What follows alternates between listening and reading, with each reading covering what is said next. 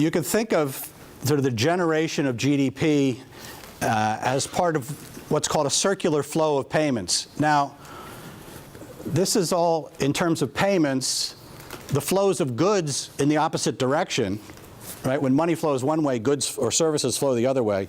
That's left implicit.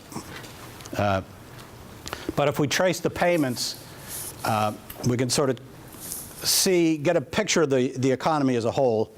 And it's more of an accounting picture than it is a causal picture. We have to kind of impose a causal framework on it. But anyway, what I like about the way the textbook does it is that they show that the money is flowing through markets. So the flows will be well coordinated if the markets are clearing, all the buyers are meeting sellers, and the prices are such that all the desired transactions can take place. And there will be bottlenecks, there'll be blockages of the flow if markets are out of whack. So it focuses our attention where it ought to be, which is when are markets performing well and when are they being not performing well.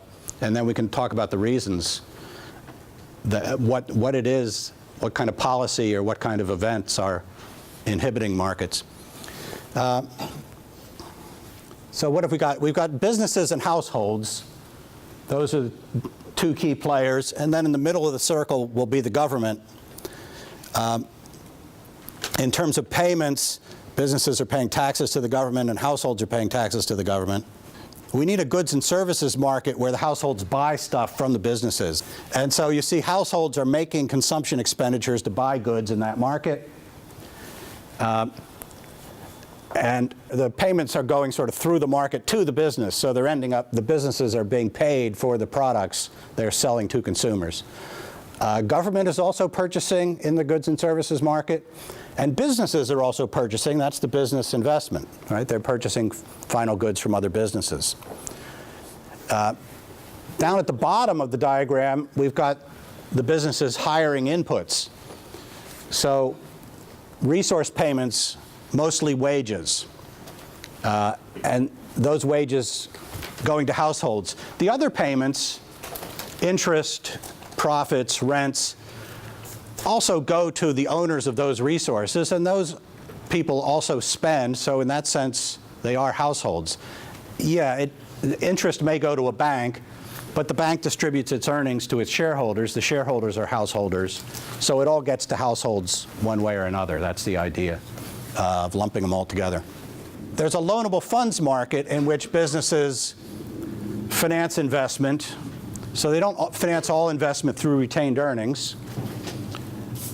They also borrow money. And where does that money come from? It comes from households who are saving it.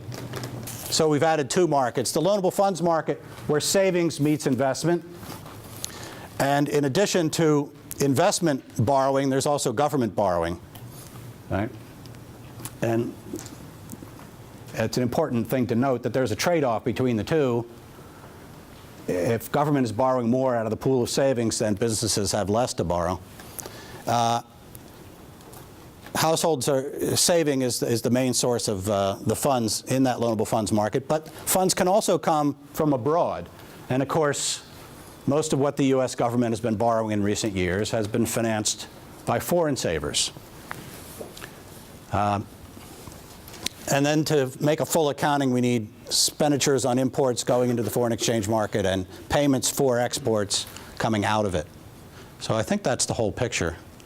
If I left anything else out. Right? So government has taxes coming in and expenditures going out. The government transfers and the taxes used to finance transfers are not explicitly accounted for here, but they don't generate GDP. Right? So the taxes here don't include Social Security taxes, and we don't have any line of payments from governments to households because we're not counting Social Security checks either.